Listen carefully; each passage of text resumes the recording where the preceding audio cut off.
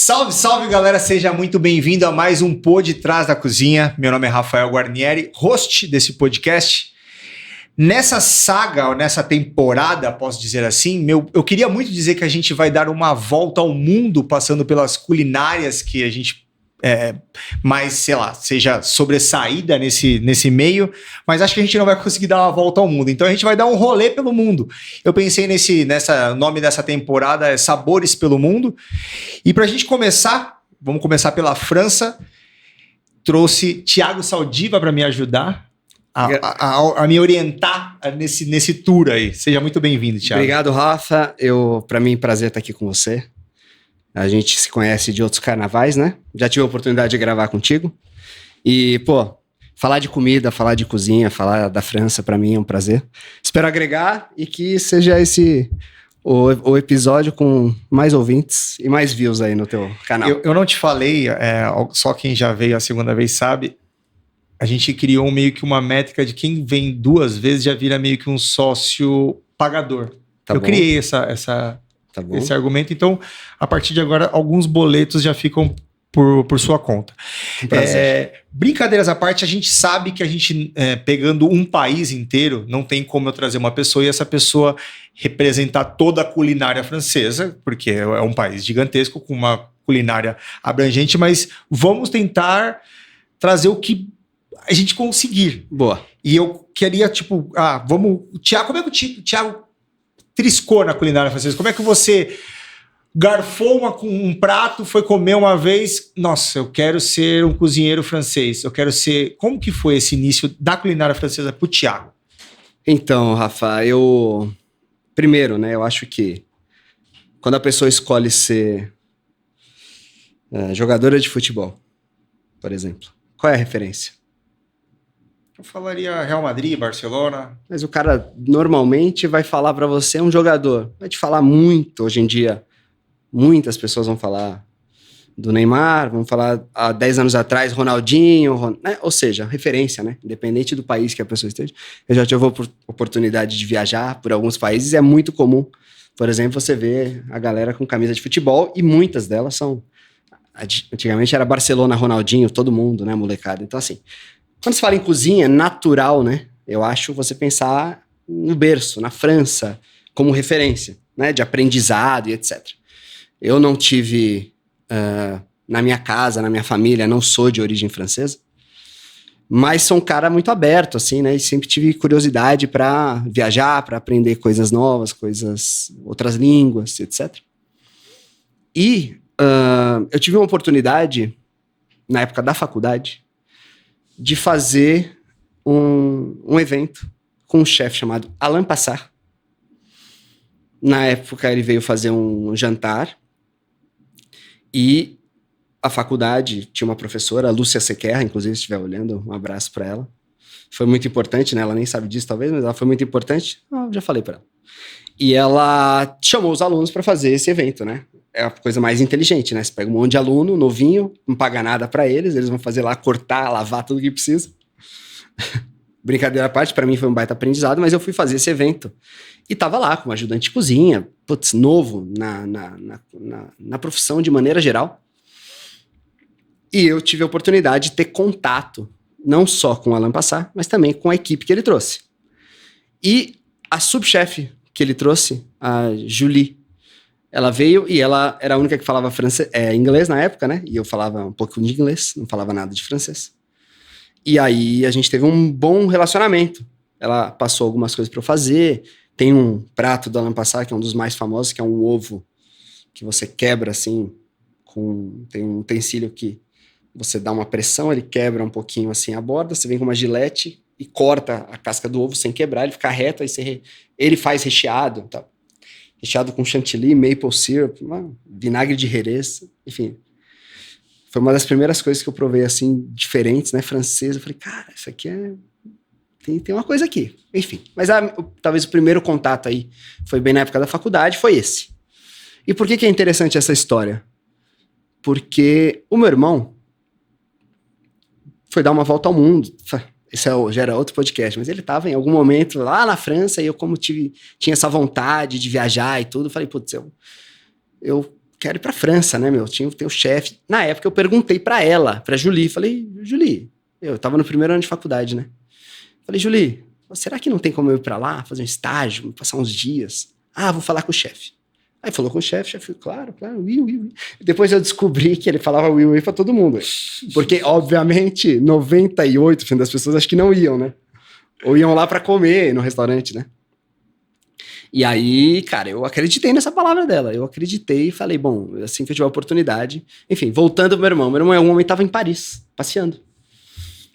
E aí eu falei pra ele, vai lá no restaurante chamado L'Arpège, que é um restaurante 3 estrelas Michelin, né? Super famoso, etc. Tem várias histórias, a gente pode falar um pouco dele depois.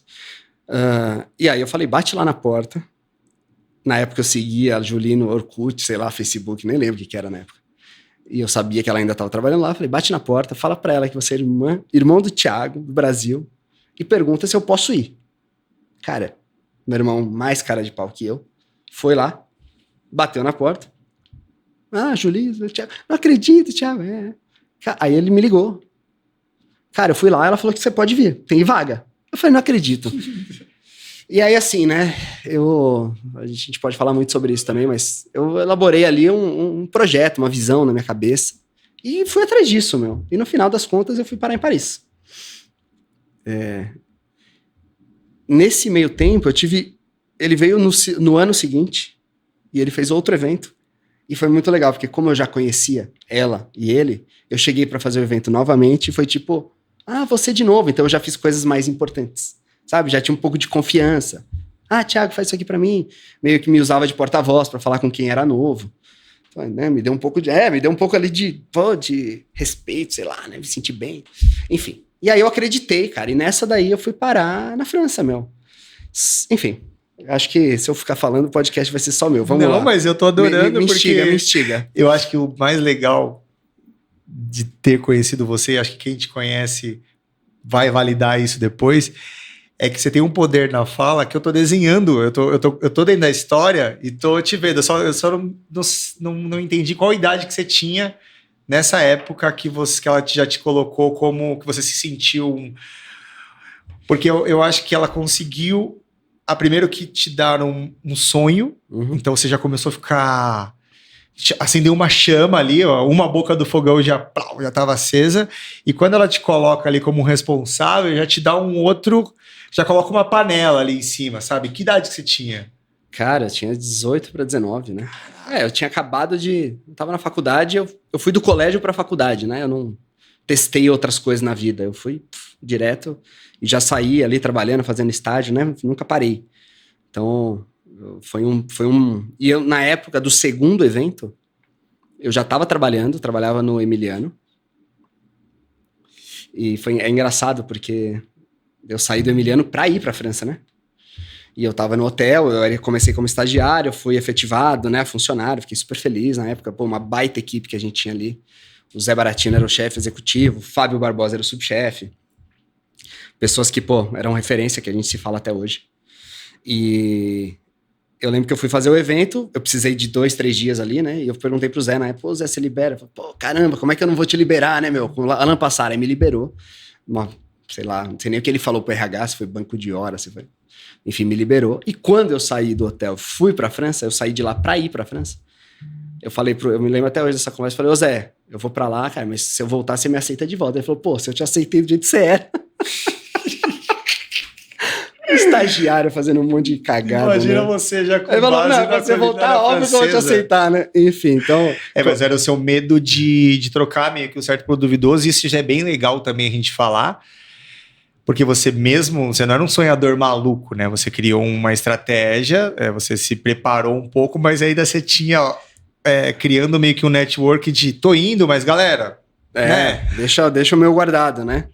Mas de qualquer maneira, tem uma outra passagem, Rafa, que acho que deixa isso um pouco com mais contexto ainda, já que você gosta de imaginar. Eu assistia muito... Assisto até hoje, assim. Programa de gastronomia, culinária, né? Eu digo que cozinhar é um lifestyle, né? Posso fazer um parêntese sobre isso? Claro. Tá. Por que eu falo? Porque é o seguinte, cara. Imagina, eu vou falar de novo do futebol, que é uma coisa que pra mim faz muita associação com a cozinha, o esporte de maneira geral e o futebol. Mas imagina um jogador de futebol. O cara é jogador profissional. Não tem como ele falar no clube, então, eu não trabalho de domingo. Correto? Trabalho final de semana. Não, negócio de ficar em hotel, viajar, não posso. Você pode até falar, você só não vai ter o contrato. Então, assim, o cara vive em função daquilo. E outra, ele tá no hotel. Aí ele tá lá na concentração. É normal a gente ver em tempos de Copa do Mundo, a gente acompanha a concentração dos jogadores, etc. Os caras estão fazendo o quê no quarto? De chinelo e meia. Jogando videogame de futebol, né? É muito comum, eles, quando estão na concentração do dia a dia, eles estão assistindo jogos de outro país, principalmente da Europa, falando de futebol. Os amigos acabam virando as pessoas do futebol. Então, assim, cara, ele é patrocinado por uma marca que vende coisas de futebol. Então, é um lifestyle, né? O cara meio que vive aquilo durante o período. E pra mim, cozinha é lifestyle. Porque eu não posso falar, não, eu não trabalho final de semana. Tipo assim, se eu falar isso, vai trazer um peso que não é o que eu quero.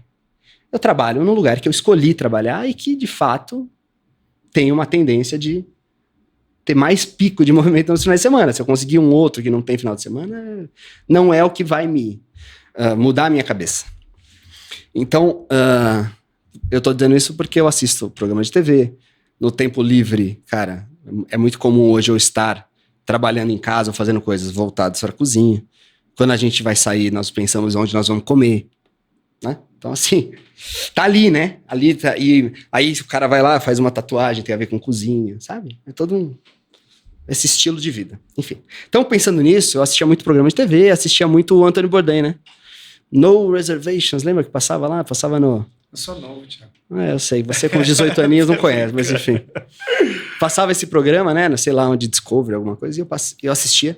E, cara, vários programas me chamaram a atenção, mas teve um que me marcou, acho que eu já tinha essa predisposição, que era ele em Paris. E sabe o que me marcou? Não foi nem a comida, nem lembro exatamente. Eu lembro que ele foi num restaurante que servia um contrafilé e tal, né? Uma chuleta e tal. Mas me marcou que ele sentou no final do programa, na frente da Torre Eiffel. Sentou, pegou um croissant, um café, e falou assim, com aquela voz dele, né? Todo meio dramático, né? Meio textual. E falou... A câmera mostrava a Torre Eiffel, assim, uma música de fundo, aquele bem francês e tal, tipo de acordeon. Não tem nada melhor do que sentar na frente da torre, comer um croissant e tomar um café. E acabava o programa. Cara, eu falei, eu quero isso pra mim. Entendeu? Eu quero isso pra mim. Então, quando eu cheguei na França, enfim, pulando um pouco, fui pra França, cheguei lá nos primeiros dias, independente do país que você esteja, do lugar que você esteja, a gente busca uma coisa, que é pertencimento, né? Pertencimento, a gente precisa pertencer, se sentir pertencente. Boa. Então, cara, você podia estar no lugar que você quiser, você pode estar no lugar mais bonito, mais chique. Se você estiver sozinho, não tiver parte da história, aquele lugar perde a graça. Então eu cheguei em Paris e não me sentia pertencente, obviamente. E aí no primeiro dia, assim, tem toda uma história por trás, mas no primeiro dia eu acordei, cara, me senti meio mal, meio estranho. Pô, que lugar é esse, né? Não tinha trabalho, não sabia falar a língua, tava ali. E aí eu pensei, não, sabe o que eu vou fazer? Vou pegar minha mochilinha, vou lá pra Torre Eiffel, cara. Cheguei lá, peguei minha mochila, deitei no Campo de Marte, né? Champ de Mars. Sentei lá, fiquei umas 5 horas olhando pra torre, falando, nossa, lembrei o que eu vim fazer aqui, mas aquilo me renovou as energias, sabe? Me deu um impulso pra continuar ali a caminhada. E foi essa imagem que eu trouxe ali daquele programa, né? Então eu fiz toda essa mentalidade, fiz toda essa programação na minha cabeça, os pontos foram se juntando. E no final eu acabei lá, enfim, aí a gente continua a história daqui a pouco. Caraca, já deu um podcast, já deu vários podcasts assim pra... Já me situou. Boa. Então eu entendi.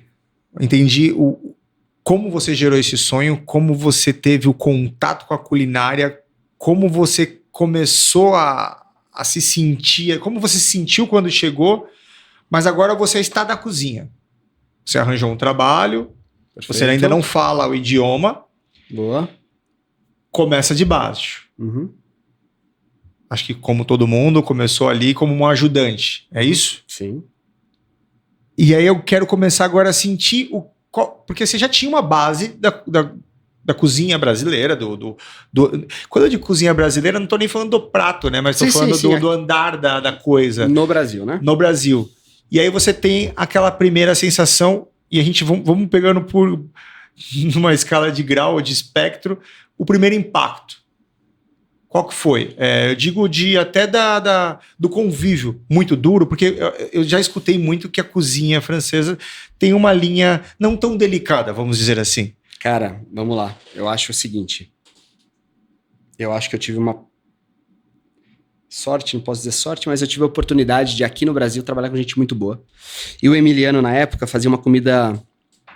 O Emiliano passou por algumas culinárias, meio para se achar, e quando eu entrei, tava nessa parte meio de mudança, tava flutuando para uma comida mais italiana, que eles tinham uma consultoria do Francesco Carli, que era um chefe do Copacabana Palace, italiano, etc.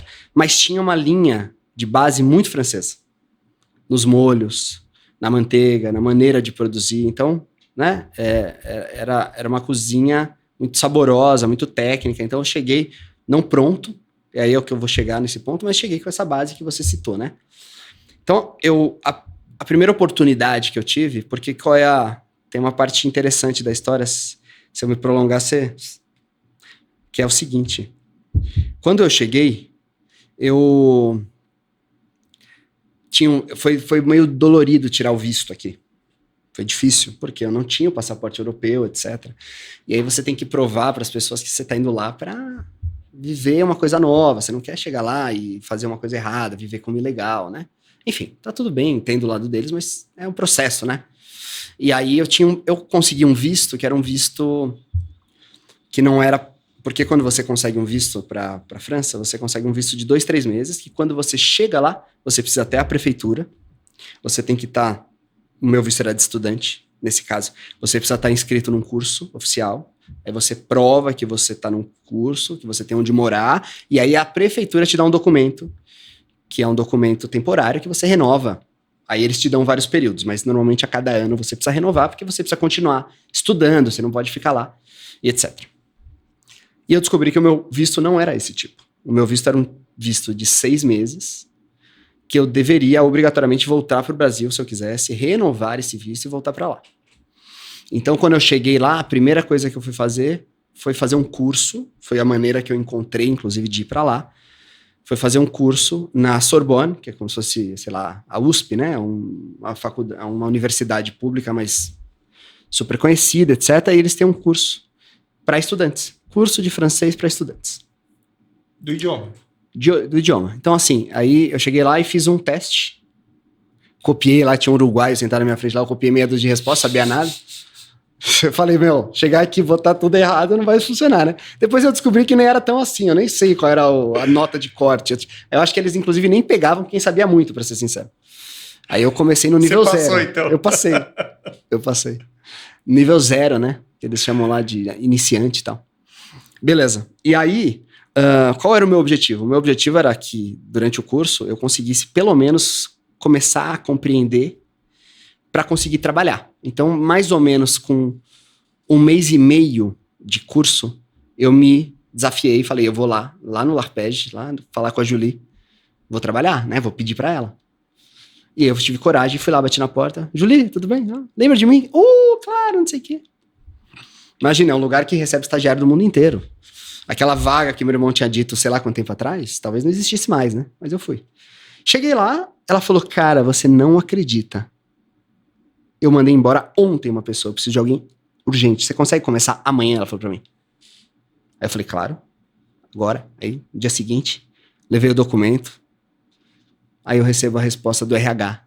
Putz, o seu documento não permite que você trabalhe aqui. Eu falei, como assim, cara? Como assim?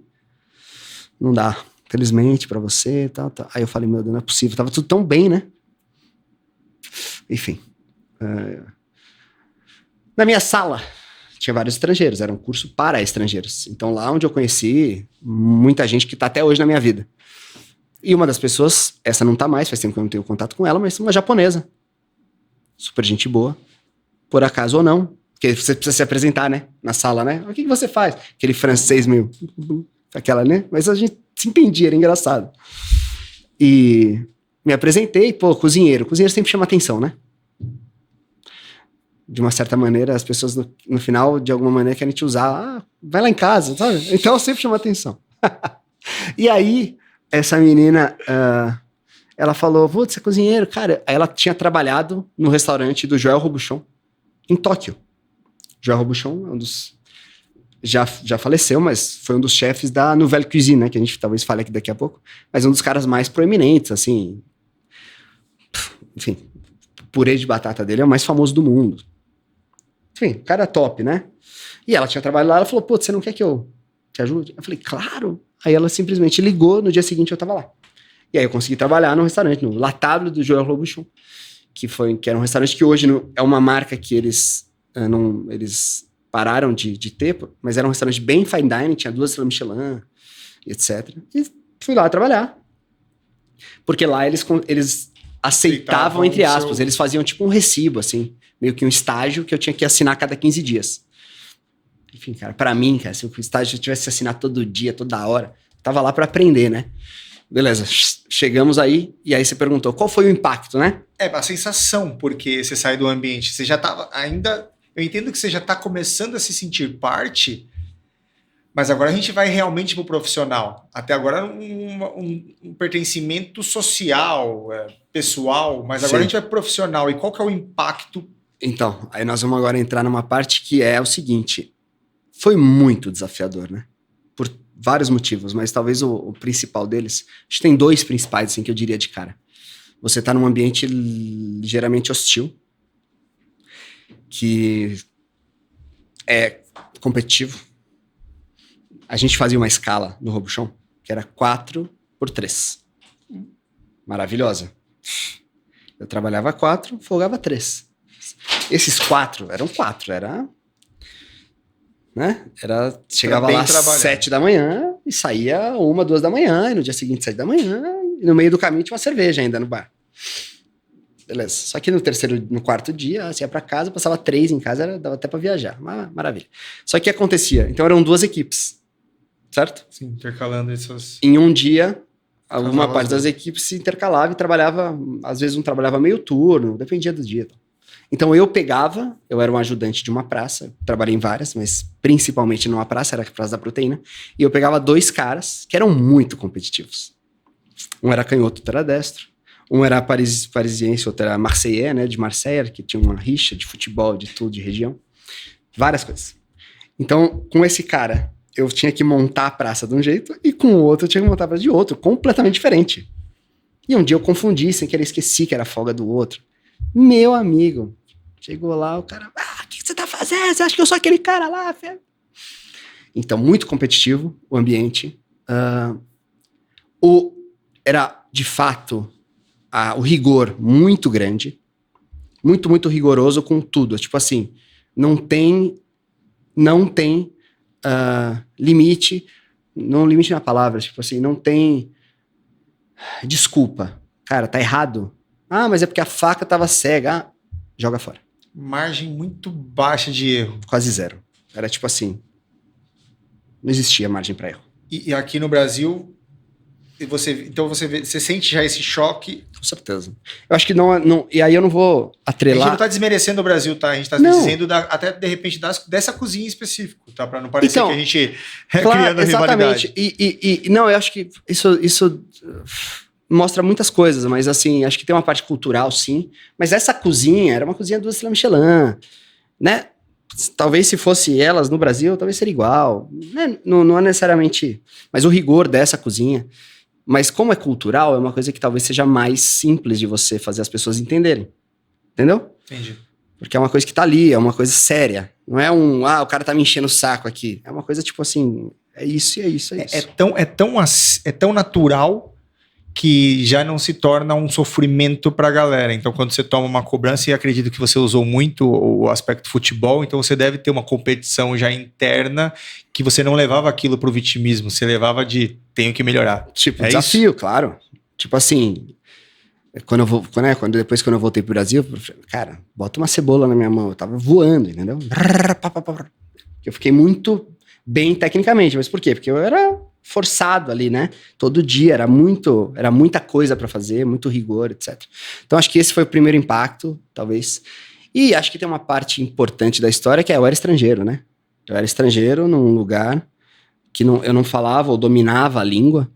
Então você falar uma língua diferente no lugar, no país de origem, já não é simples, porque as pessoas já de maneira geral falam mais rápido, falam com gíria e etc.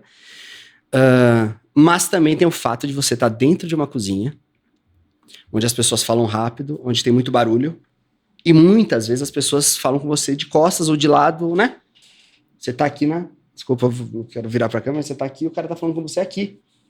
Pô, nem em português isso não é legal, né? De uma maneira geral, se o cara falar baixo, você não vai entender direito. Imagina se você tá falando em outra língua. Então eu tenho uma cena que pra mim foi marcante. Eu falo muitas vezes pra galera que trabalha comigo. E pode falar em francês também, tá? Pra ficar bem legal pra gente... Vários julgamentos.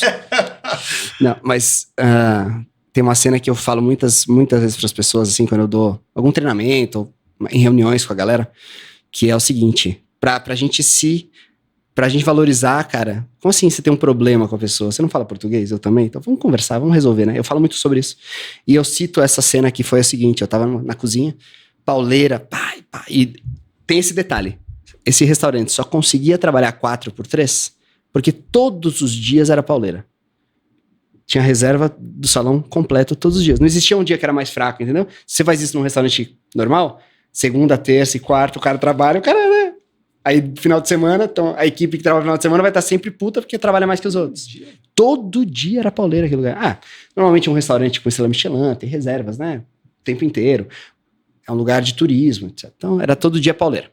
Beleza. Aí eu cheguei lá, uma pauleira, não sei o que, aí o cozinheiro virou pra mim, era chefe de partida. Maxime, o nome dele. Cara, muito bom. Muito, muito rápido. Muito bom mesmo. Aí virou pra mim, não virou, na verdade, ele falou de costas pra mim, alguma coisa. Thiago! Oui. Frigo!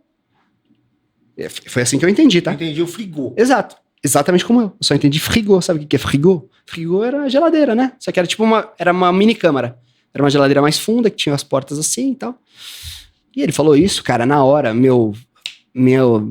minha agilidade alimentar não permitiu eu entender, mas eu te falei, cara, quer saber? Eu não vou ficar aqui perguntando o que foi, não entendi. Ele vai ficar puto. Eu falei, ok, chefe, não, chefe, sei lá o que eu falei. Corri na câmara fria, abri a porta e tentei imaginar, de acordo com os pratos que a gente estava fazendo, de acordo com o mise en place, tudo, o que eu deveria pegar. Na pior das hipóteses, eu falei, vou pegar, ele vai falar, não é isso, mas tudo bem. Mas eu nem consegui. Aí eu vim com nada, eu falei, não achei. E aí ele ficou puto, foi lá comigo, correndo assim, deixou umas panelas lá queimando, foi lá comigo na geladeira assim, era a primeira coisa, eu nem lembro o que era, sei lá, era uma mostarda, nem lembro assim, mas era, ele tipo olhou pra mim como assim você não achou, sabe? É isso aí. Aí eu já fui pegando, quando ele falar tal coisa, né, tal palavra, vai ser isso aqui.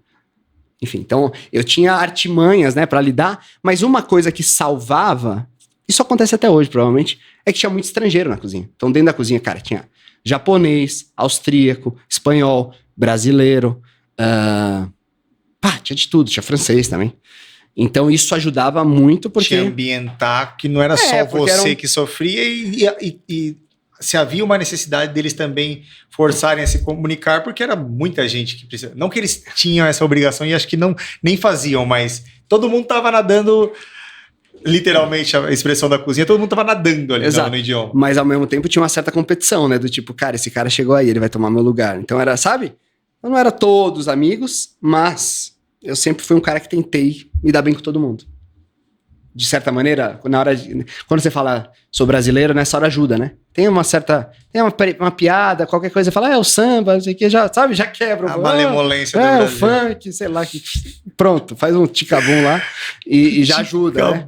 E aí ajudou, assim. Então, eu conheci gente lá que a gente se fala até hoje, assim, que foram pessoas extremamente importantes profissionalmente, mas também na minha ambientação, nesse pertencimento, foi muito legal.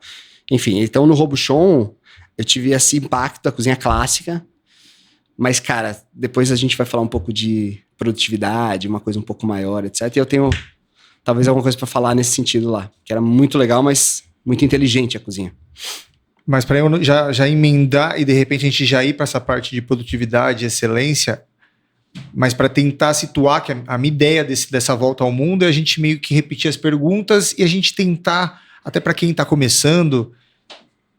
de repente se situar, ou até falar, gostei disso, achei legal isso, o Thiago mentiu. Pode acontecer. Não vai acontecer. Você tá ambientado, você começa a ter essa competição começa a aflorar melhor, porque agora você já está numa cozinha, já tem um trabalho, já tem onde dormir, já tem um ganho, já tem dias de folga, e agora você começa a ver técnica, você começa... Porque eu entendo que o mise en place, a preparação é muito mais força, agilidade e consistência. Posso me corrigir se eu estiver errado. Sim. Mas aí você começa a ver técnica, você começa... Eu queria entender uma técnica base da França e uma técnica avançada que você olhou e falou, cara... Boa. Se a gente falar em técnica básica, eu diria que, inclusive, até base para todo o resto, pelo menos da cozinha ocidental, são as bases de caldos e molhos, né? Então, e aí eu vou já dar essa ligação, porque é o seguinte, tem, por exemplo, se você fizer um fundo, um caldo, um fundo branco, né, que pode ou não ter aves, etc., que é a base de uma sopa, que é a base de um molho, que precisa reduzir. Lá, eles tinham um esquema, que a gente ia no estoque e pegava um pacote, esse pacote tinha esses elementos, o mirepoix, sabe o que é mirepoix? Mirepoix é uma das bases que leva, tradicionalmente, cenoura, cebola, salsão, alho poró. Pode levar ou não alho, e é uma base para você fazer base de sabor, porque são legumes que dão aroma, que dão sabor, né? Se você botar uma batata no caldo, vai ter gosto do quê? O caldo. Gosto de nada, gosto de amido. Se põe uma cenoura, se põe um salsão, já vai ter um sabor. Então, algumas culturas chamam de sofrito e usam outros legumes, etc. Mas o mirepoix é uma coisa super clássica, que é base de várias coisas no mundo da gastronomia ocidental. Enfim, e aí eles tinham esse mirepoix desidratado num saquinho, que você simplesmente esquentava uma água, botava esse saquinho lá, dava meia hora nele na temperatura, antes de ferver, tirava, e você tinha esse fundo branco, que era muito bom, saboroso, e não demandava uma compra, né, de hortifruti, lavar hortifruti, picar, cara, era muito rápido. Então, assim, uma cozinha 2 estrelas Michelin pensando nessa eficiência, até porque na época ele já tinha, sei lá, mais de 20 restaurantes pelo mundo, desde os Estados Unidos, Las Vegas, até Macau, passando por Paris e outras cidades. Então, assim, como que você padroniza? Como que o cara que vai para Macau, para os Estados Unidos e senta no balcão em Paris vai ter a mesma experiência? Você precisa de uma certa maneira de padronizar.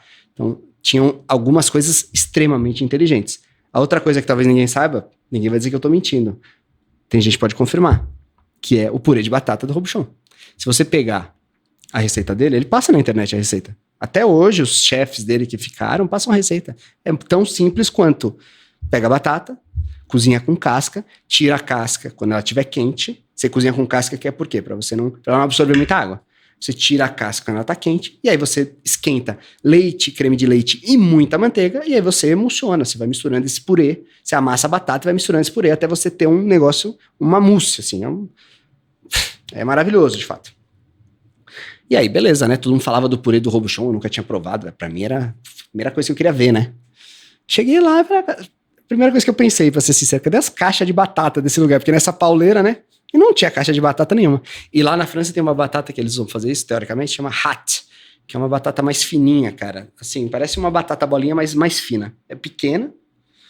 Batata bolinha não, seria tipo, parece uma mandioquinha, assim, mas mais arredondada, mas a cor, assim, bem amarelinha. Que é uma batata bem seca, que é importante para você fazer um purê, a batata seca, que você vai conseguir absorver mais de outro ingrediente, no caso a manteiga ou leite, etc. E aí, daqui a pouco eu vejo o cara fazendo purê, tem que fazer o purê, tinha receita. Tá bom, o que era a receita? Eu pegava lá, quantidade de leite, quantidade de creme, quantidade de manteiga, botava para ferver, e daqui a pouco ele veio com um pacote, meu amigo, de umas cápsulas congeladas, e simplesmente, cara, aí eu provei o purê. Meu Deus do céu. Que coisa maravilhosa. Que delícia. Congelado? Então. Isso quantos anos atrás? 2007, 2008.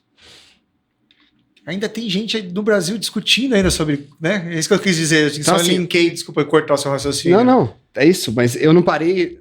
Eu acho que eu não tinha noção do avanço que era aquilo naquele momento. Pra mim foi uma coisa tipo, normal, sabe? Congelado. Daqui a pouco eu encontro isso em outro lugar. No final, era uma coisa que eu não vi nunca mais em nenhum outro lugar. Mas é tipo um purê de batata congelado. Então, o que era interessante? Primeiro, você eliminava um monte de trabalho. Você fazia padrão pra todo mundo. E eu não sei qual técnica, se eles usavam algum tipo de conservante, mas ela não era uma batata escura, não era um purê oxidado. Eu acho que, eu não sei dizer, eu não li. Eu não peguei essa embalagem e tirei uma foto. Pô, na época, não tinha iPhone. Eu tinha um celular mequetrefe branquinho lá da marca francesa velha lá, que não mandava um SMS e olha lá. E eu ainda deixava no armário a porcaria do celular. Não tem nem foto daquela época. Direito, assim. Eu meia dúzia. E não tirei foto, não sei, cara. Não sei nem a marca que era. Mas aquilo ficou na minha cabeça, né? De uma certa maneira, pô. Hoje você consegue ter a percepção e você tá trazendo um olhar.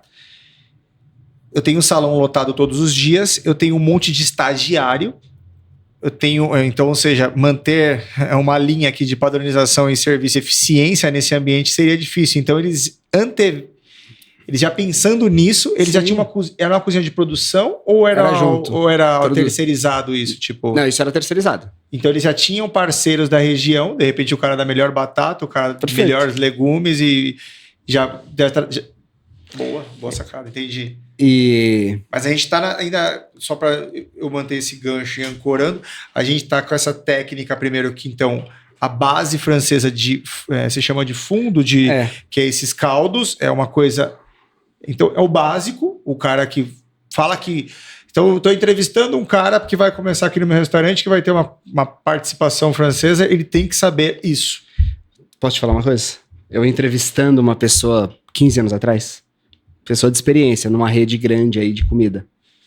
Tinha um bom salário, tinha um bom cargo dentro dessa rede. Queria um bom cargo, um bom salário na equipe que eu estava montando. E tecnicamente não. Teoricamente, essa pessoa merecia. Aí eu resolvi fazer a seguinte pergunta. Se você precisar fazer um demi-glace, como você faz?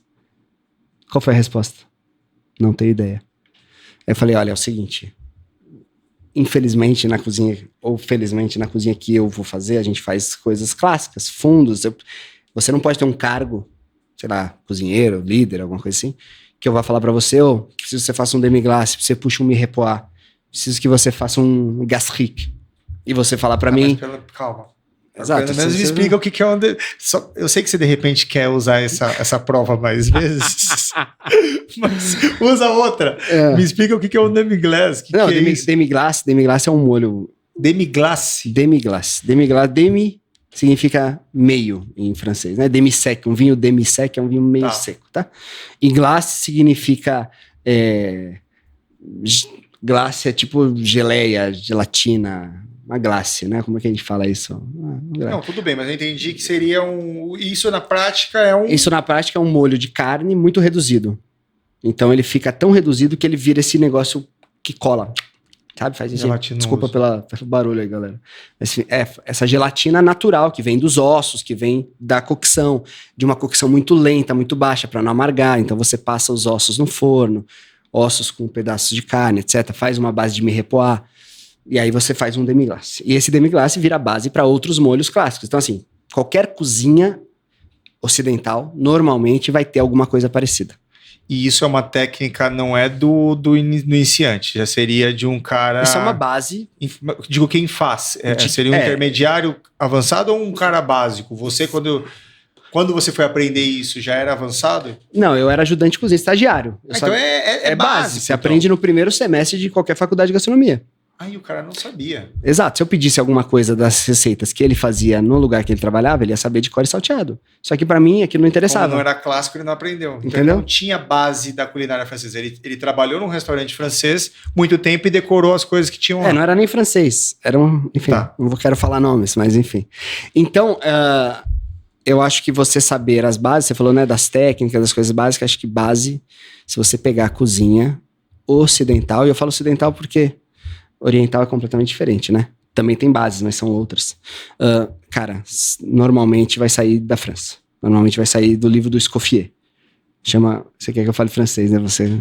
Le Guide Culinaire, que é um guia culinário que o Escoffier, que foi um cara que veio aí no começo dos anos 1900, foi um cara que mudou e que instaurou A gente vai mudar um pouco de assunto, mas eu vou voltar para a técnica avançada.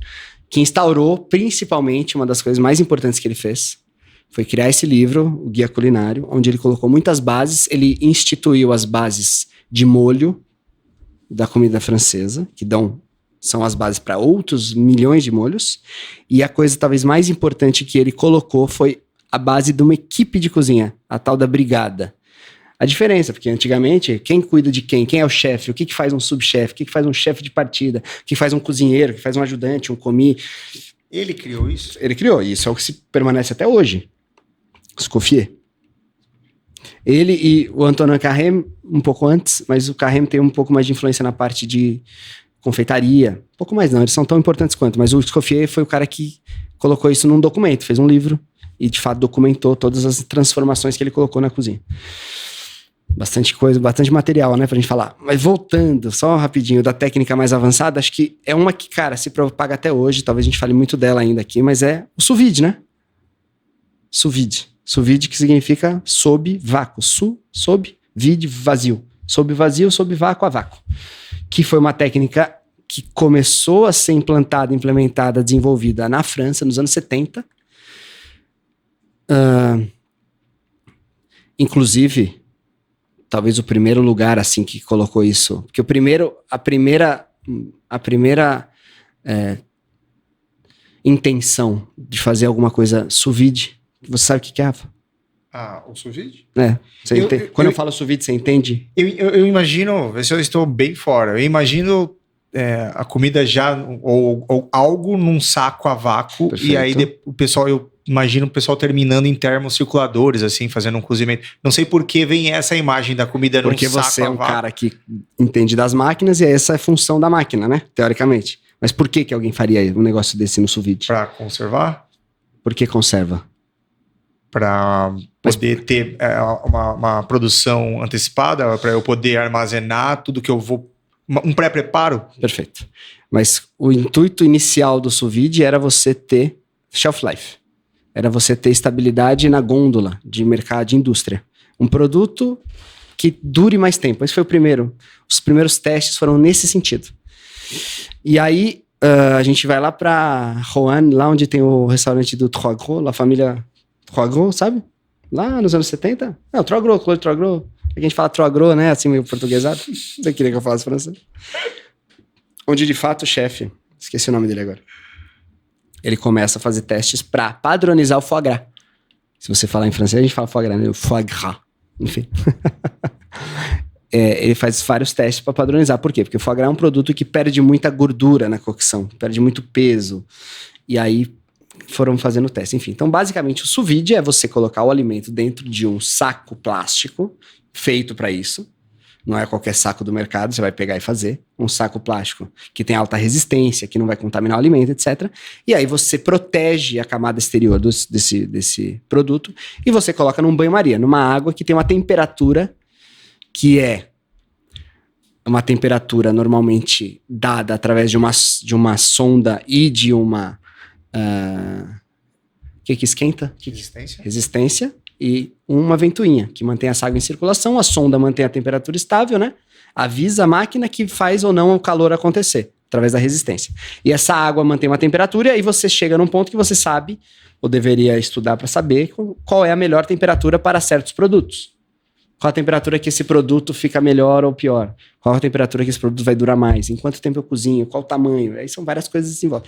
Mas isso eu vi há 20 anos atrás, quanto tempo? 2000, quase 20 anos lá no Robuchon. E foi uma das melhores coisas que eu comi na minha vida. Sabe qual é o prato que ele fazia? Era um foie gras com um magret de pato, que eles faziam juntos, colavam um no outro, sous vide, cozinhava a vácuo. E na hora de soltar o serviço, a gente só finalizava. Servia ele de lado, parecia um yin yang, o foie gras com magret, assim, num ponto maravilhoso. Cara, assim, eu amo magret de pato, né? Pra mim é uma das melhores coisas que existem. Acho muito bom. E foi um prato que me marcou. E tinha essa técnica, então era um prato que era muito bom, que era padrão no mundo inteiro. Por quê? Porque a técnica avançada foi colocada para padronizar em qualquer lugar que você fosse. Posso estar enganado, e se você que está assistindo estiver na mesma linha que eu entendo então que a culinária francesa ela é o start da culinária do mundo. Então, porque toda hora você fala... o mundo ocidental, você fala o cara que criou a brigada que dá a estrutura do corpo geral da cozinha e tal. Você começou a falar algumas coisas de técnica que me parece que é usada por todo mundo. Então, o Brasil... Quando você volta para o Brasil depois de um tempo, como você olha para a cozinha brasileira agora, sabendo de tudo que você vê lá fora? Eu queria tentar entender qual é a relação de... Tá, a gente já sabe que o pão francês é copiado da baguete do francês, né? Não tem nada a ver com o pão francês. Não vou chegar lá e vou... É tipo um apelido, né? Pão francês. Pelo menos um pouco que eu estudei, é tipo, o pessoal da alta que queria se sentir comendo os pães de lá, pede para alguém aqui e o cara cria esse pão, que não tem nada a ver para eles lá, mas, enfim. Quando você chega aqui, como você vê essa influência da culinária francesa? Porque eu não sei se você já sai de lá e vai para outros lugares do mundo, que aí eu perguntaria qual é a influência da culinária francesa no mundo, mas qual é a influência da culinária, pelo menos aqui no Brasil? Você entende a pergunta? Sim. E aí, assim, né, eu falando particularmente, como eu falei, né, eu voltei muito, muito focado operacionalmente, né, eu tava como se eu estivesse num intensivão, assim, sabe, de técnica mesmo, porque eu fazia muito mise en place, né, mise en place significa colocado no lugar, que é basicamente você se preparar com o serviço. Então, o mise en place de uma sopa seria o quê? Teu legume cortado, teu caldo pronto, suas coisas, suas ervinhas, e aí você junta tudo e vira uma sopa. Então, o mise en place então é o pré-preparo. Deixa no esquema para quando chegar a hora... Exato, e não só isso, eu tô falando dos ingredientes, mas você colocar a tua tábua no lugar, onde você vai usar o seu perfex, onde você vai botar sua colher, onde você vai mexer, o forno ligado, tudo isso faz parte de um mise en place. Por isso que um mise en place do salão, por exemplo, na hora do serviço, é você colocar o guardanapo na mesa, você preparar o ambiente, colocado no lugar. Mise en place também. E o mise en place me parece já uma palavra francesa, então, ou seja, o mise en place também que todo mundo fala aqui no Brasil ou em outros lugares foi criado lá. Sim, exatamente nessa época, a Escoffier, por exemplo. Tá. Na verdade foi oficializado, né? Porque antes com certeza era feito, né? Ninguém que saía com outro nome, matando um boi para fazer ele na hora, né? Então já era um mise en place, mas eles colocaram esse nome como técnica e como um processo dentro de uma cozinha profissional a partir dos começos ali do final dos anos 1800. E aí eu volto pro Brasil e eu tenho uma oportunidade muito clara, que é trabalhar num restaurante francês, onde o chefe executivo era um francês, que fala para mim, cara... Imagina, eu tava voando, falando francês pelos cotovelos, né? Hoje em dia eu tô meio enferrujado. Rouillé, eu falo enferrujado. E aí, rouillé por quê? Porque rouille é ferrugem, que dá o nome da guarnição que vai na bouillabaisse, que é aquela sopa de peixe do sul da França. Só um adendo. Põe o link. Um corte. Põe o link. Enfim, só o corte. Mas ele falou pra mim, ele falou com todas as palavras, falou, cara, eu preciso de alguém que nem você na cozinha. Que às vezes eu tenho dificuldade em me comunicar por causa de cultura, porque às vezes eu falo uma coisa. Eu fiquei muito lisonjeado, né? Mas de fato era num cargo ali de cozinheiro, e não é que eu queria mais ou menos, mas falei, tudo bem, eu tava disposto a topar, tinha um amigo meu trabalhando lá e tal.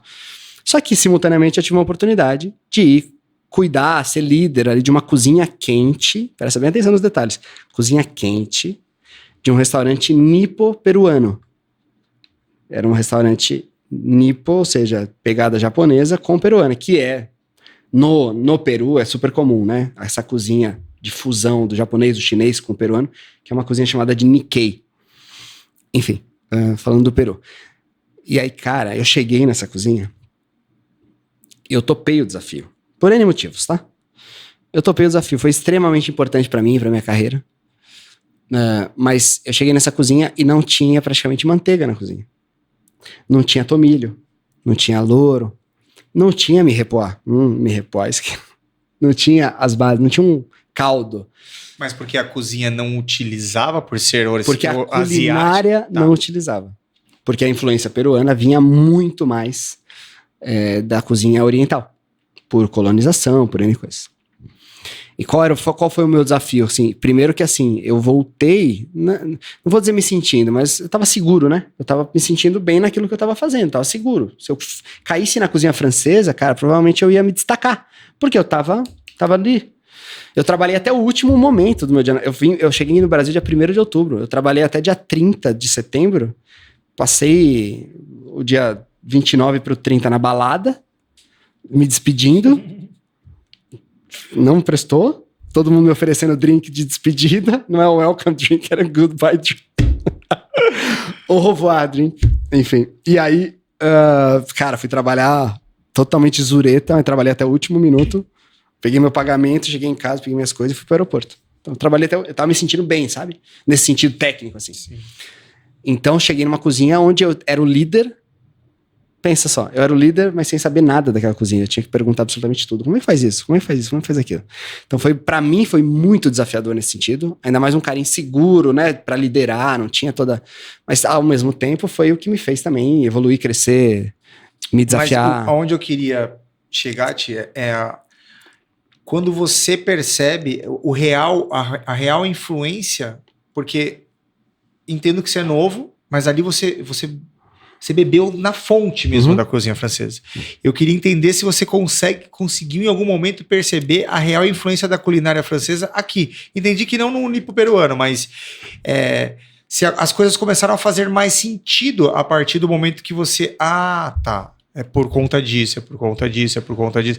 Eu queria saber se, pelo menos na sua vivência, você conseguiu ver, ou se hoje você consegue ligar, porque eu quero ir para a cozinha profissional, industrial, e aí eu quero entender se a gente começa a perder... deixa eu melhorar essa conjuntura. Entendo que a cozinha francesa é muito clássica.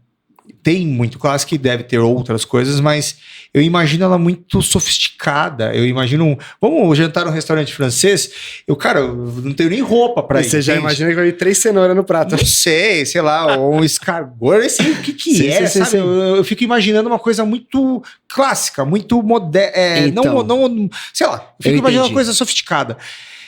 Eu tentei criar uma imagem do Thiago vindo da França, vindo para o Brasil e vendo realmente as bases francesas e tal, e aí vindo para a atualidade, se o Brasil ou o mundo, com o avanço tecnológico, com o avanço de escalar muito mais. Agora você já me baseou que eles já tinham sous vide, já tinham um pré-preparo antes, então eu já consigo me situar, mas a gente perde isso, a gente perde sabe, esse teor da cozinha francesa com a modernidade? Sim, eu vou te dar algumas coisas que você me fez pensar, que é o seguinte, eu acho que, primeiro, a cozinha francesa no mundo, mas acho que no Brasil, sobretudo, ela é mal compreendida na ponta, que é exatamente o que você disse. Vamos num restaurante francês? O que você espera comer? Não é tão claro. Vamos num restaurante italiano? O que você espera comer? Italiano é bem... Vamos num restaurante japonês? Você sabe, exatamente isso. A cozinha francesa, de fato, ela em si não foi tão difundida aqui. E eu digo porque, a minha impressão é que os chefes franceses que vieram para o Brasil, que são vários, tem vários proeminentes que estão aí até hoje, talvez tiveram que se adaptar, né? Para se adaptar à culinária, adaptar ao público, adaptar várias coisas que acabaram não perdendo, mas chegaram numa dificuldade, inclusive, de colocar coisas clássicas, porque o clássico francês às vezes leva muita manteiga, ou muito creme, ou algum ingrediente difícil de achar, principalmente antigamente aqui. Então, a gente não tem clareza da cozinha francesa. Porém, contudo, entretanto, ela tá tão na base que é difícil você perguntar para um cara que saiu da pia e vai aprender a fazer comida, ele não tem clareza de que aquilo nasceu da França. Entende? Sim. Tá tão implícito que não é claro, sabe? É uma coisa que já tá arraigada. Então, assim, o que eu percebo? E o que eu faço? Eu, naturalmente, tento trazer pro meu dia a dia, mesmo num restaurante de outra culinária, coisas do meu dia a dia, coisas do dia a dia que eu aprendi. Por quê? Porque para mim aquilo era base, era básico. Como que eu vou dar sabor numa coisa? Na minha cabeça, você fala, como que você dá sabor nisso? Cara, eu venho com, hoje em dia mais, né? Mas eu venho com, começa a fazer uma sinapse aqui nos meus neurônios, né? Pim, pim, pim, acessa esse aqui, você acessa esse aqui. De onde vem? Eu vou botar um tomilho, eu vou botar um alho, eu vou botar uma salsinha, eu vou botar uma manteiga, eu vou botar um creme de leite, sabe? Vou botar um conhaque, eu vou botar um vinho tinto.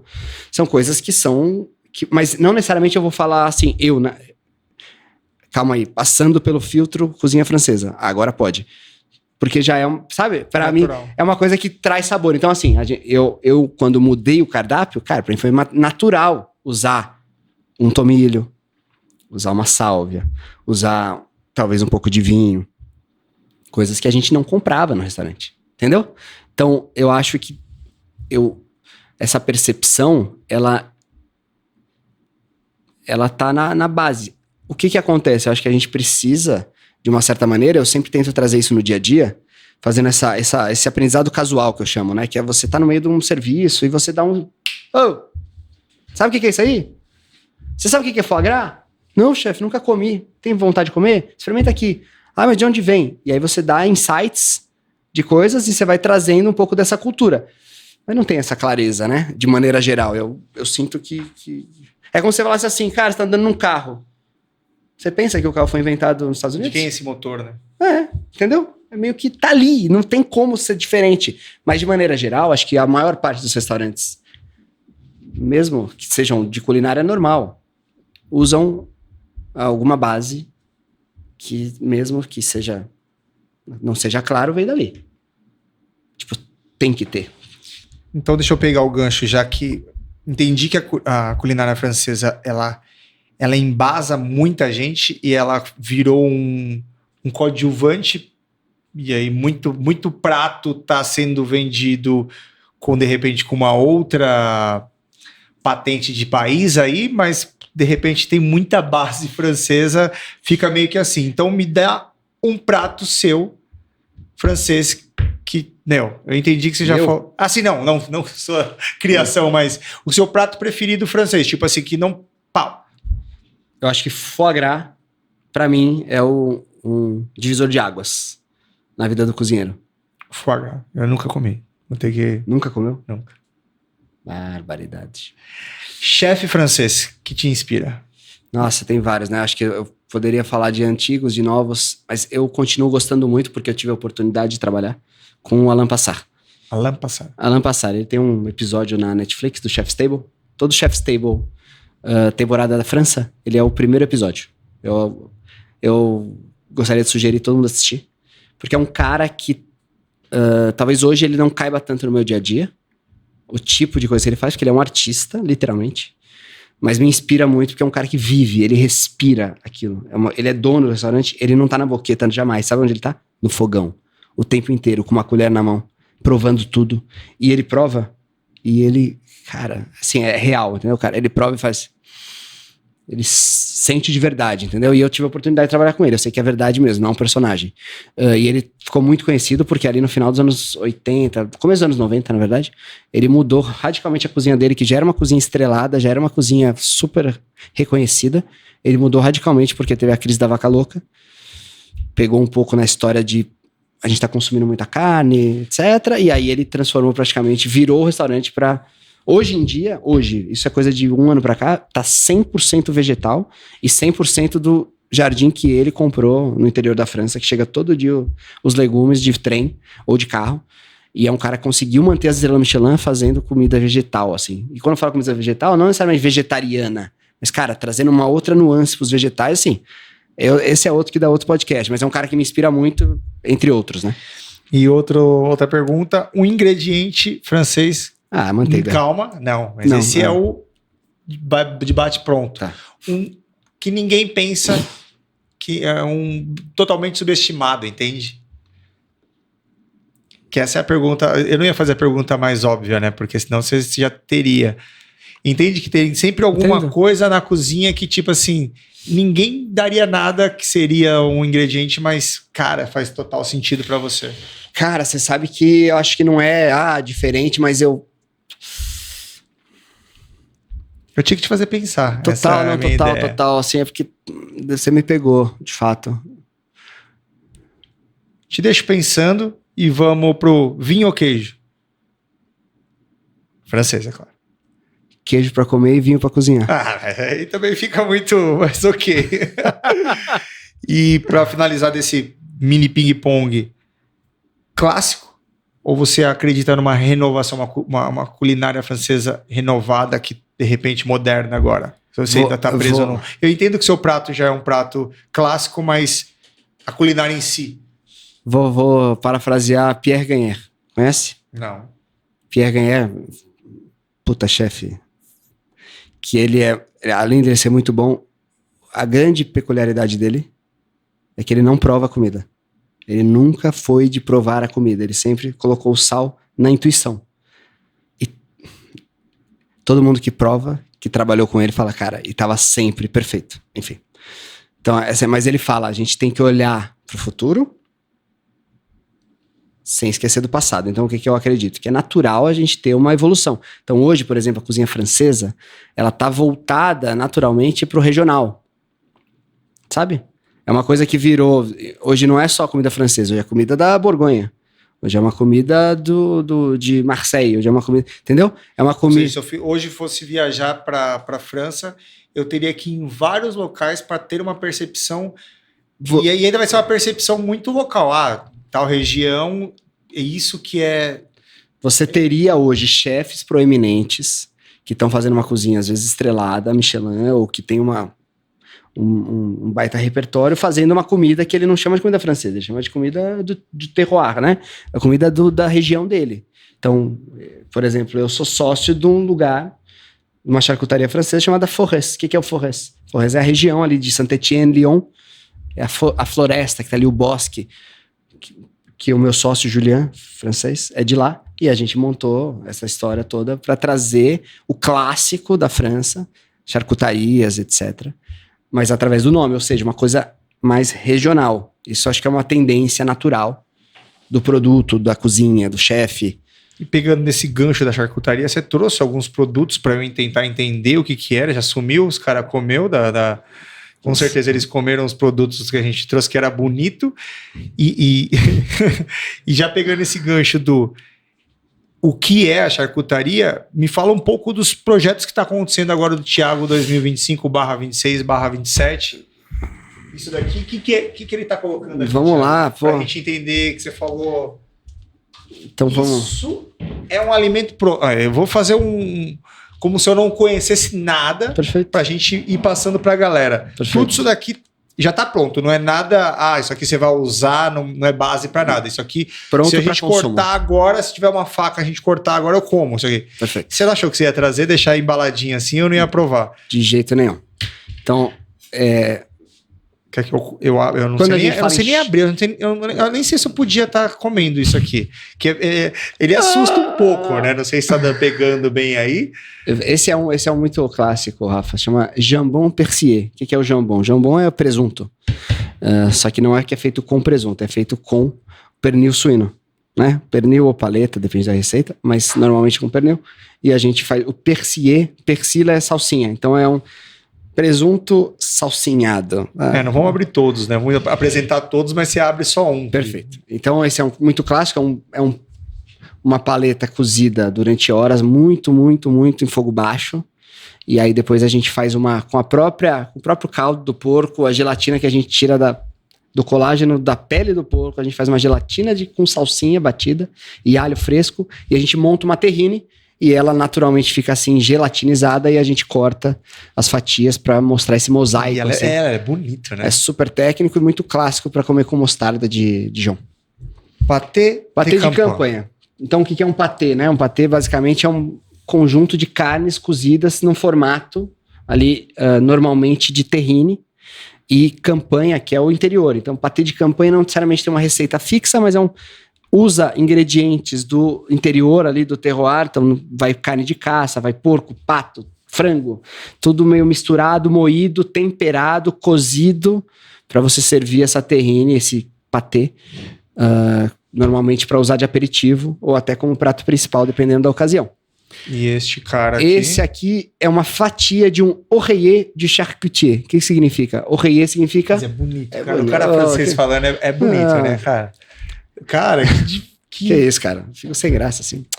O oreiller significa travesseiro. Por quê? Porque esse aqui, em tamanho normal, ele tem esse tamanho, ele parece um travesseiro. Então, isso aqui, tecnicamente, é que a gente chama de pâté en croûte. Que é um pâté, que seria isso, com uma crosta.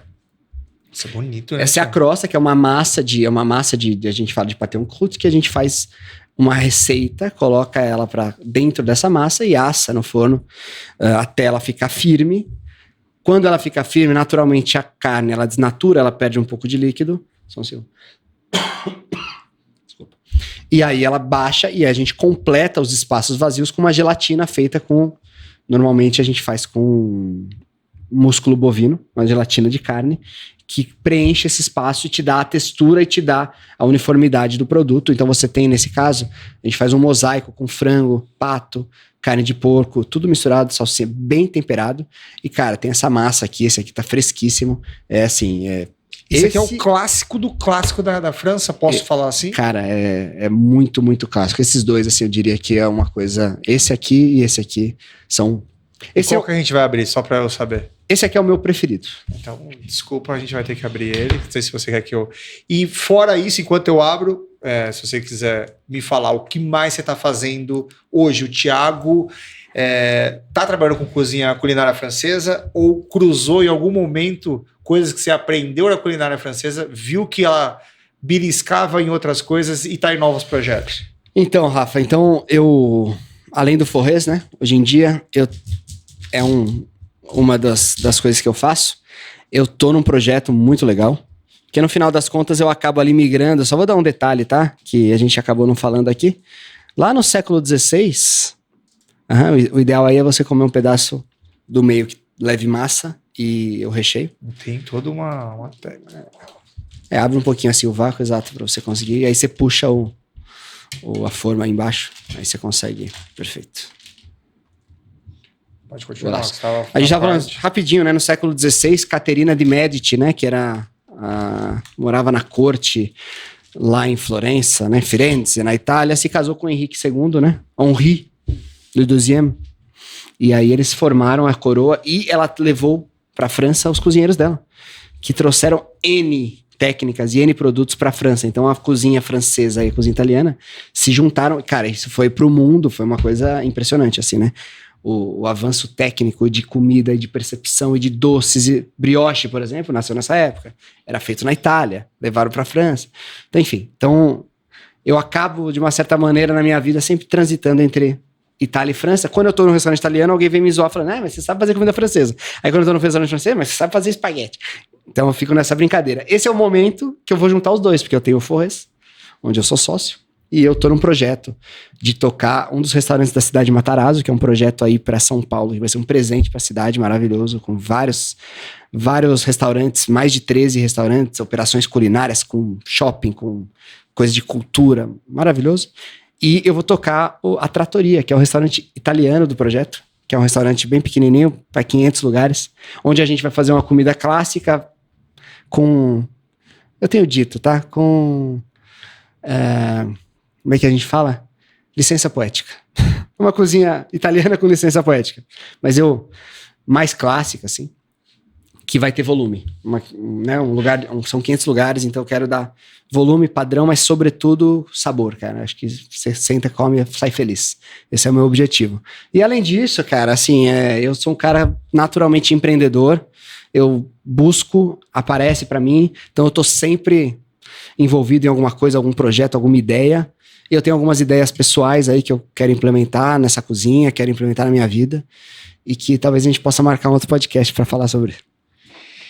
E eu vou encerrar para não ficar comendo aqui, agradecendo o Thiago, e tá bonito, não sei se vocês estão conseguindo ter os caras aqui já tá salivando, o Thiago tá salivando, que ainda tá de jejum, né, Thiago?